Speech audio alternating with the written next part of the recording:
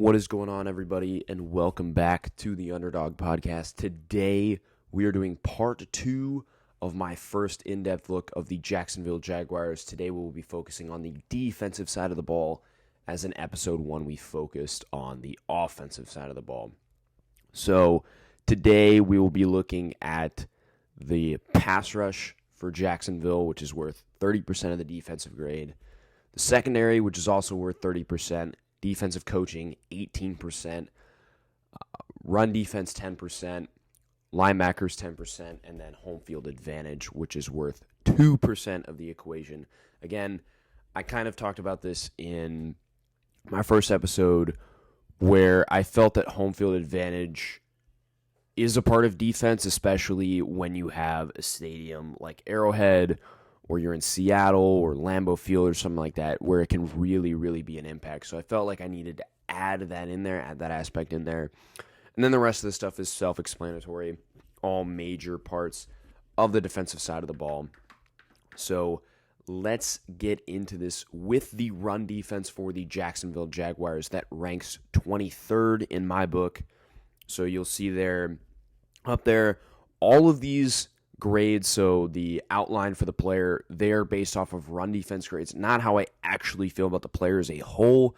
So the first guy I think you'll see recognized and be like, why is he listed as a backup when he's actually a really good player is Foyesade Oluokun. That's because Foyesade Oluokun is not a great run defender at all. He's smaller, kind of that linebacker safety hybrid. He's a little bit bigger though for if he was a safety, but not quite as big to be a linebacker. I think he's like 230 or 235. So that's why he's listed as a backup. He's not a great run defender at all. He's more of a cover player in my opinion. So he's not great, and I feel like they're still going to start him in that base 3-4 defense that you see up on your screen. Guys that you could play there instead, I think Shaquille Quarterman would be the best guy to play there because he's more of that run, stopping, thumping linebacker, but I more than guarantee you that Foyesade Oluokun is going to be out there for 3 downs. Next to him was a guy that I was super, super high on. I think he was a top 15 player in my class in Devin Lloyd from Utah. I've had my reserves about the pick. They traded back up in the first round to 27 for him. And it's not that I didn't hate the player.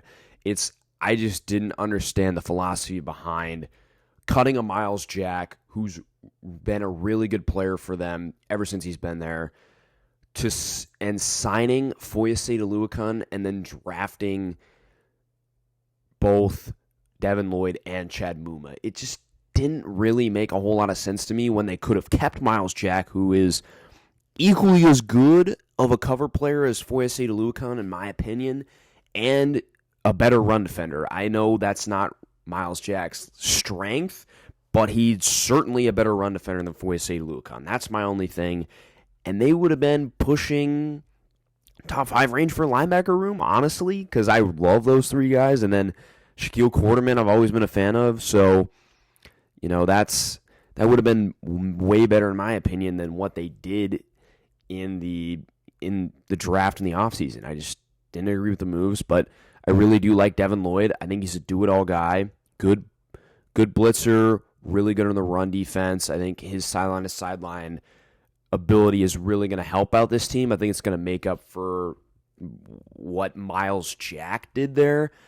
And on top of that, he's really good at taking on blocks, shedding blocks, just being around the ball. I think that's what I really liked most about Devin Lloyd was he was around the ball a lot. Good cover player. He's been getting better at that. I think this past season at Utah really helped him out there. He made huge strides in terms of being a better cover player, but we'll talk about that later when we break down the linebacker room. But in terms of run defense, he's going to be that sideline-to-sideline guy, making plays all over the field to be around the ball. He might be their leader in tackles. I wouldn't be surprised if that's the case this season as a rookie. Then we go to the 2 edge defenders in Josh Allen and Trayvon Walker. Let's start with the guy that's been here, former top 5 pick in Josh Allen. Really, really good player. better run defender than people give him credit for. He is very good at that off the edge. He is a little bit smaller, so he's not like a good starter or even a star run defender. He's more of a quality guy. He gets a job done. I think mainly his hustle is what's on tape a lot in terms of the run game because he's not as big of a guy, so him using that hustle really helps him out there, and we know what he is as a pass rusher, so he was really the only guy on this defense that was consistent last year, in my opinion, really just getting after in the run game on the edge. You know, some of those other guys are just not great run defenders, so he really did his job well there.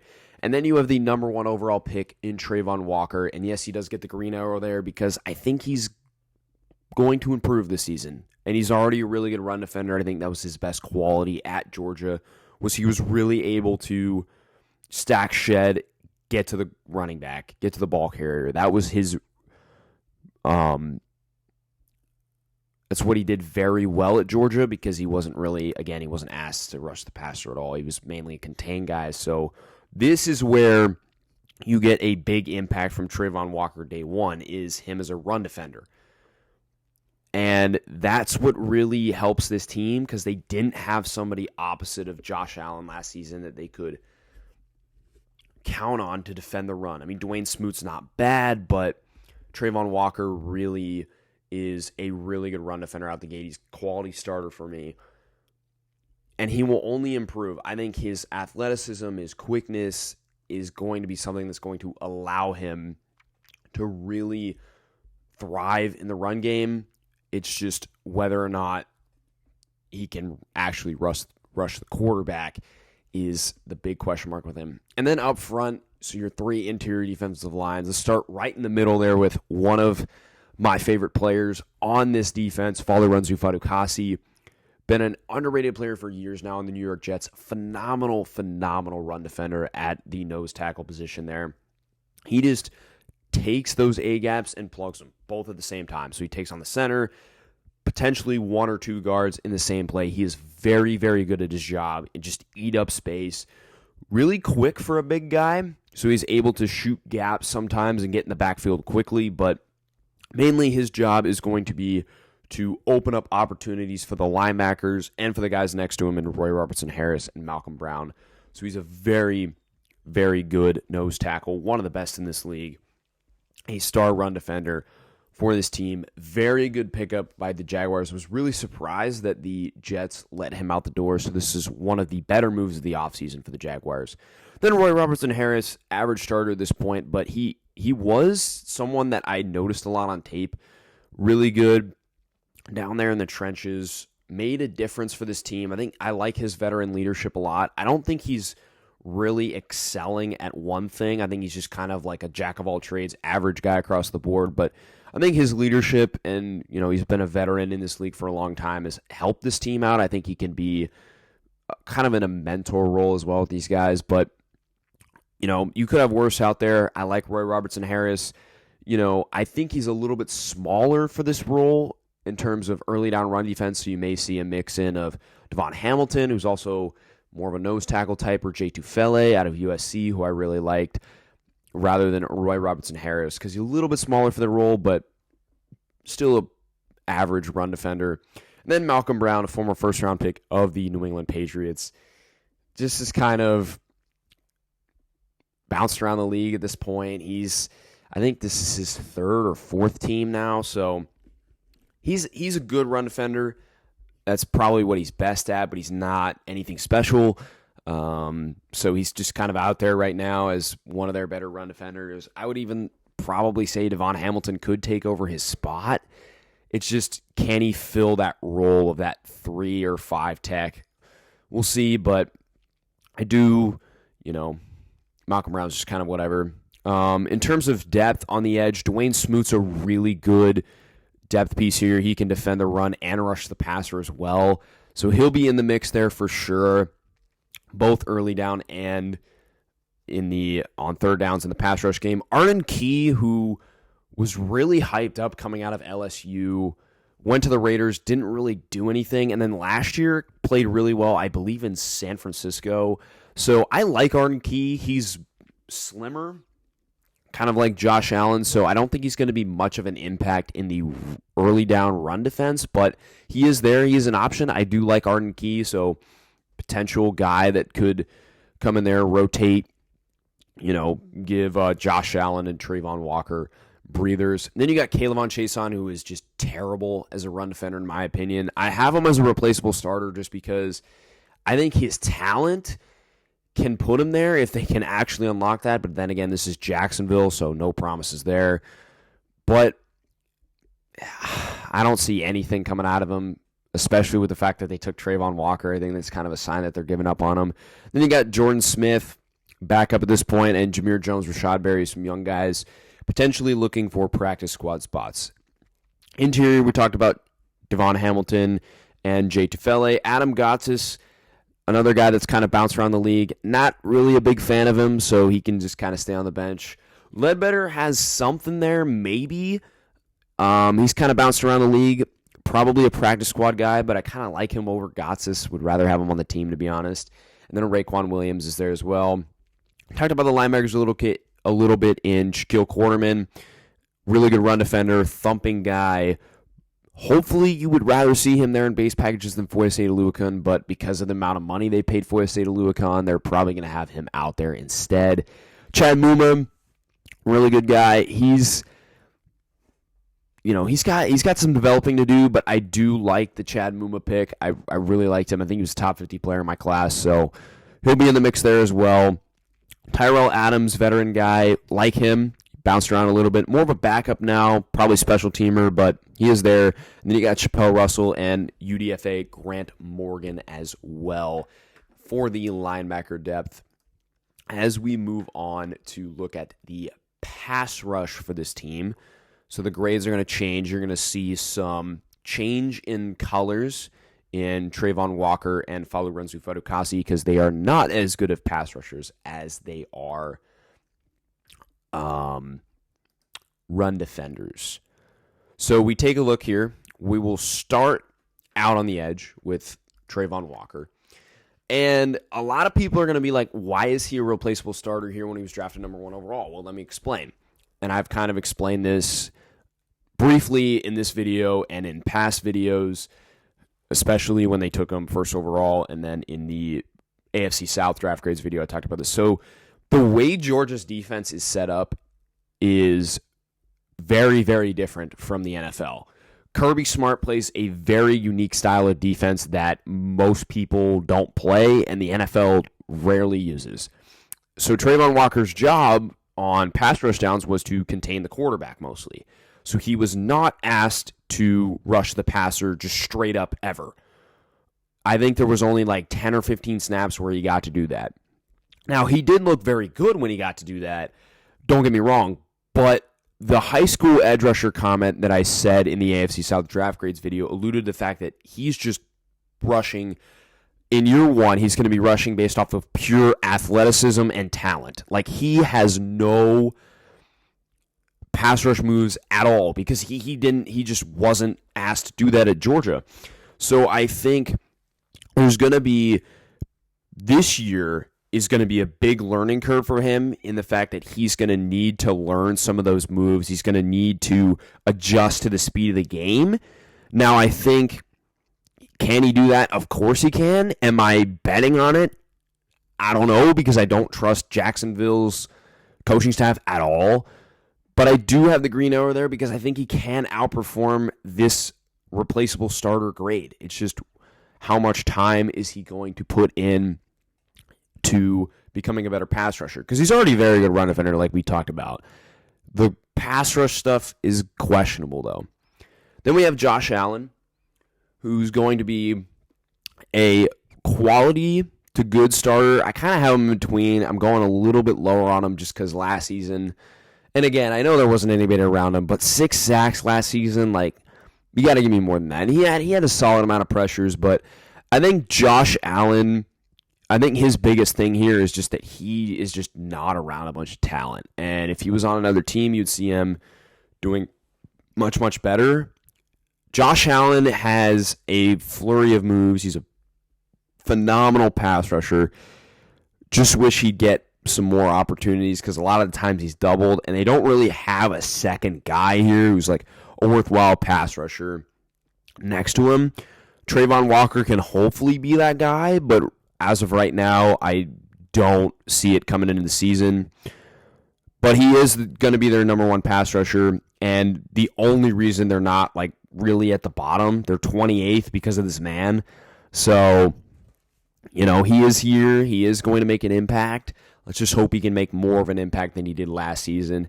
Then on the interior, you don't really have much because Fadu Kasi's nothing as a pass rusher. He's definitely more of a run defender. I mean, he's just a pocket pusher out there as a pass rusher. Roy Robertson Harris, this is probably his best asset of his game is pass rushing. There were definitely some clips that I watched where he was getting after it. He was getting into the backfield a lot, and he was making a disruptive effort against these teams. It's just how much of an impact is he really going to make? I mean, he was, getting some pressures, making the quarterbacks work, but it's not like a Grady Jarrett or anybody like that that's really going to make an impact. So Roy Robertson Harris is solid. It's just you would rather have him as kind of like your like pass rusher 3 or maybe even 4, but right now he's like their 2, unless if Dwayne Smoot's out there, because Dwayne Smoot's a very good pass rusher. He's more of like their 2. And then Arden Key, you couldn't really put Arden Key inside. Maybe you could put Dwayne Smoot inside, and that would give you your best pass rush 4, where it's Josh Allen and Arden Key on the edge, and Roy Robertson Harris and Dwayne Smoot on the inside. But I doubt they're going to do that. This is probably what it's going to look like to start with. So then looking at the depth, Dwayne Smoot, really, really good. He's very long, and I really like the way he utilizes his hands, and he's got some power to him, and it's harder to use power when you have longer arms, in my opinion, just because shorter arms, you can get them up quick and then drive them into people, whereas longer arms, you're more kind of susceptible to like straight arming it, whereas shorter arms, you're more like just loaded up in power positions. So, but I really like Dwayne Smoot. He's got some nice moves off the edge. Very good veteran here as a solid guy that coming off the bench on pass rush downs, even on early downs, because I like him as a run defender too, but very good pass rusher. Arden Key, this is kind of his wheelhouse, very good pass rusher. Speed off the edge. That's what he's doing. And more recently, he's been able to use that, generate that speed to power. So that is another thing that he's been working on. What he really struggled at coming out into the league for the first time, but he has definitely improved that for sure. K'Lavon Chaisson, we're kind of waiting to see if there's anything there. I'm out on that train now because it's going to be year 3, and he hasn't shown anything. He has struggled to put on weight ever since he's been in college. He was small coming out. I think he was like 240 coming out. I don't know how much he weighs now, but he can't be much more than that.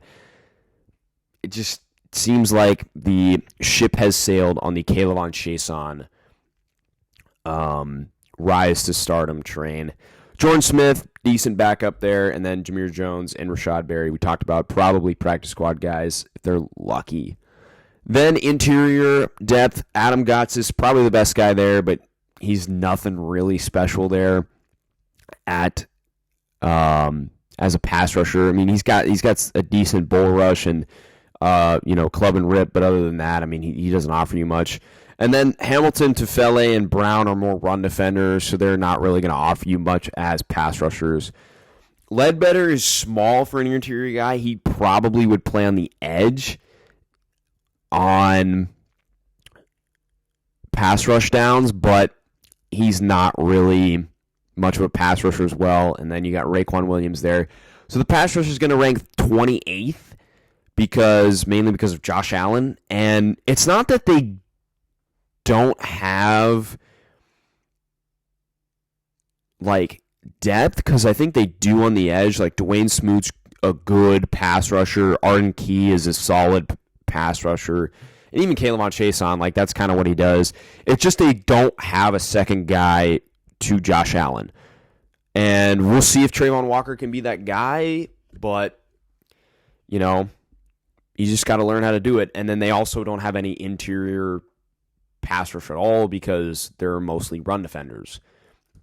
So moving on to the linebackers, this is the highest that I am on any position group or, I guess, defensive group or even offensive group on this team. They are ranked 10th in my book.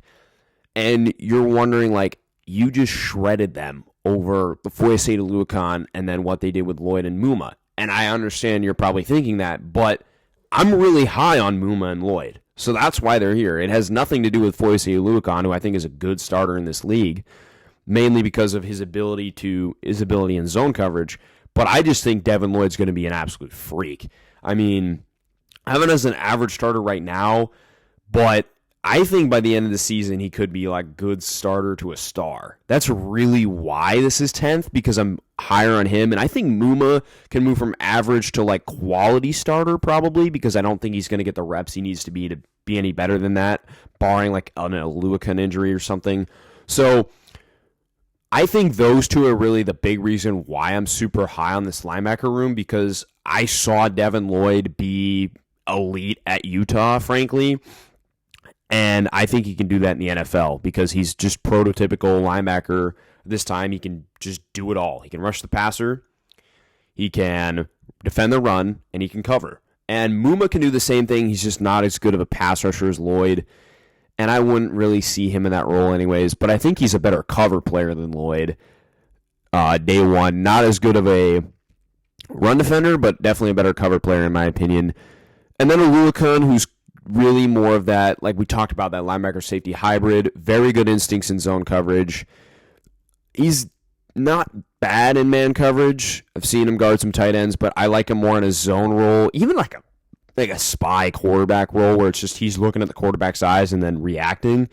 Luakon's very good at that. So, and a lot of people are like, well, he's a good run defender because he led the NFL in tackles, but it's really just because he's more of like that sideline-to-sideline guy and making plays, after the ball is like caught in a pass and he's just running them down because he's pretty fast, but he's not great as a run defender. Don't get me wrong. He's not great there. But I really trust Lloyd and Muma here to thrive. I think they're going to get a bunch of snaps, honestly, because there's really no one behind them that like can push except maybe Shaquille Quarterman, but he's really kind of a one-dimensional guy where he's more of a thumping, run-defending guy. So maybe like he takes those snaps there. Hopefully he takes them for Foyesade to Luakon, because then their defense would be better in base in the run, but it's probably not going to happen. But I think they've got the green light here to develop, barring that they can actually develop under Jacksonville's coaching. But I do believe in these guys more than Trayvon Walker. I just wasn't really the biggest fan of Trayvon Walker. So I think that they have a better chance here to really develop, as really we've kind of seen them develop guys here. Like Miles Jack, really good example, developed here, was really good.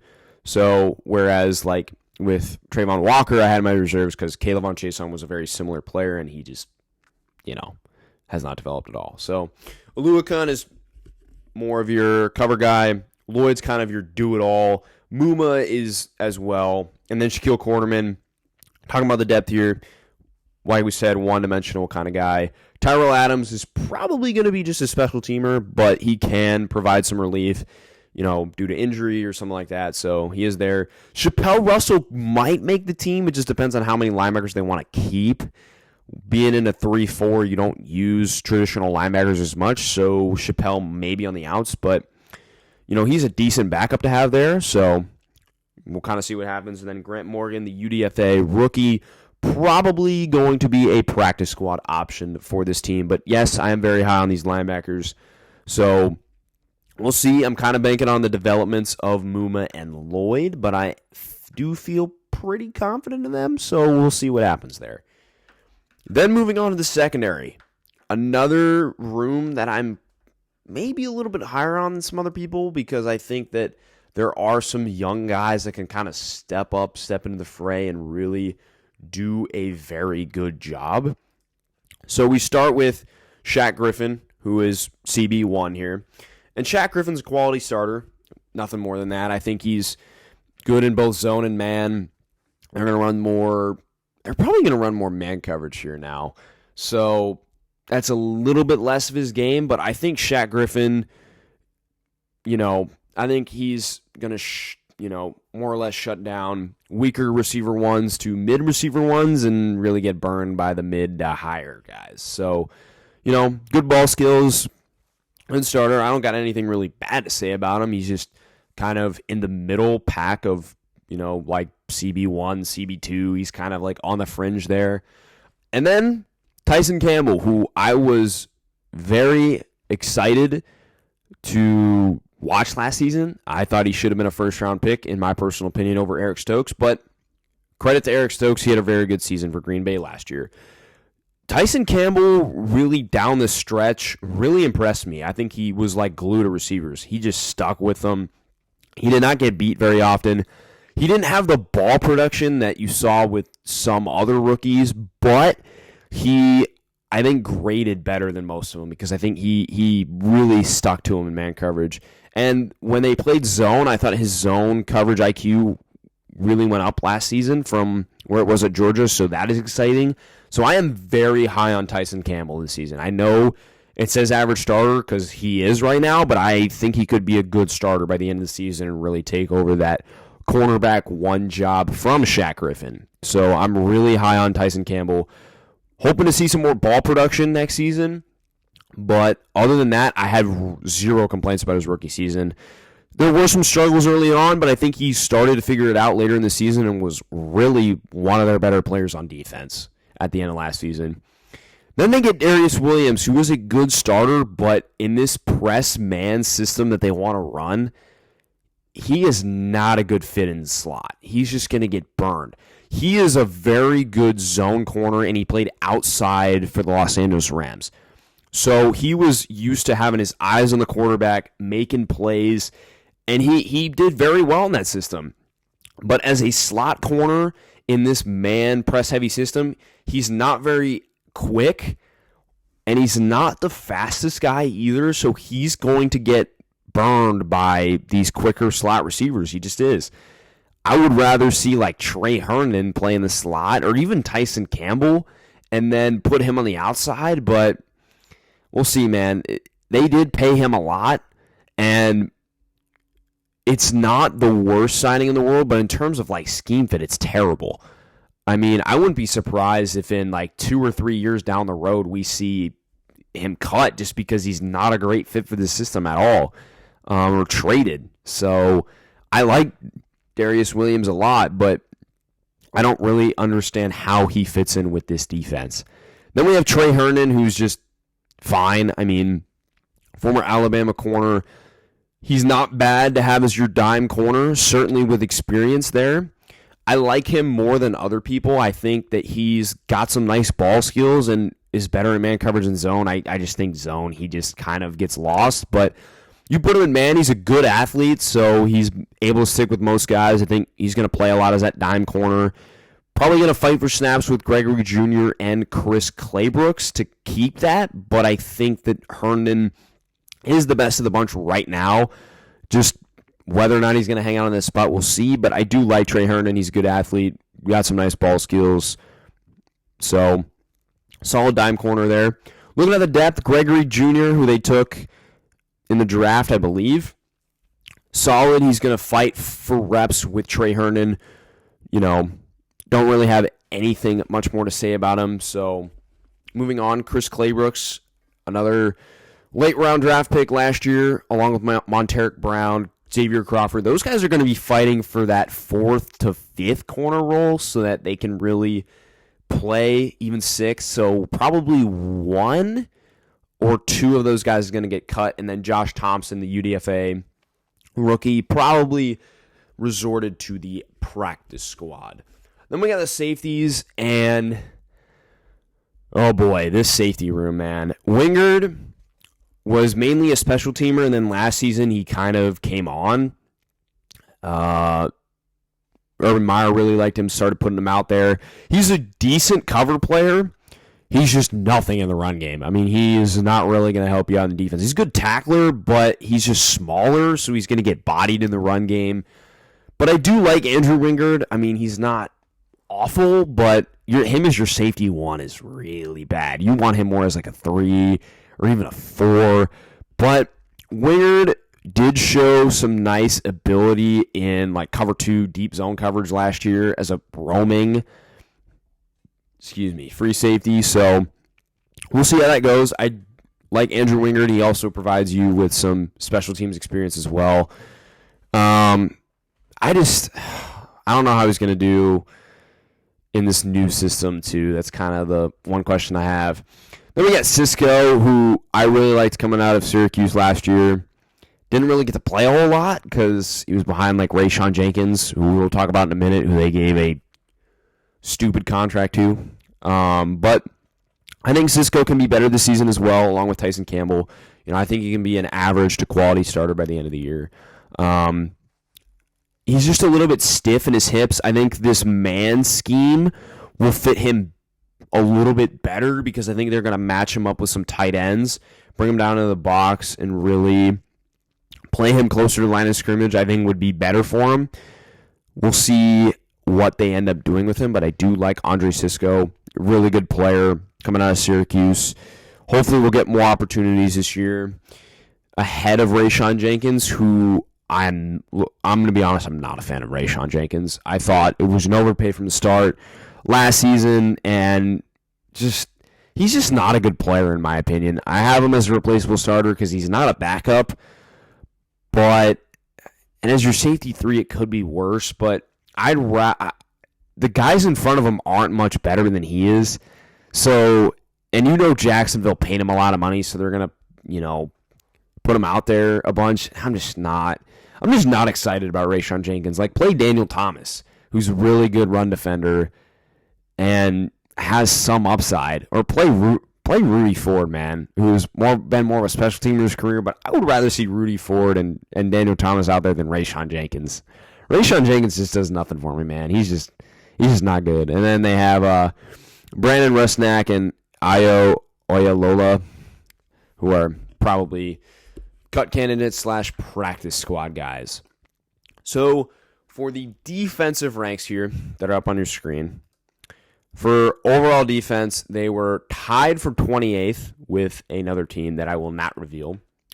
That'll be coming later, but they were tied for 28th, which was interesting. So they ended up with the same average rank as another team. That's what that means.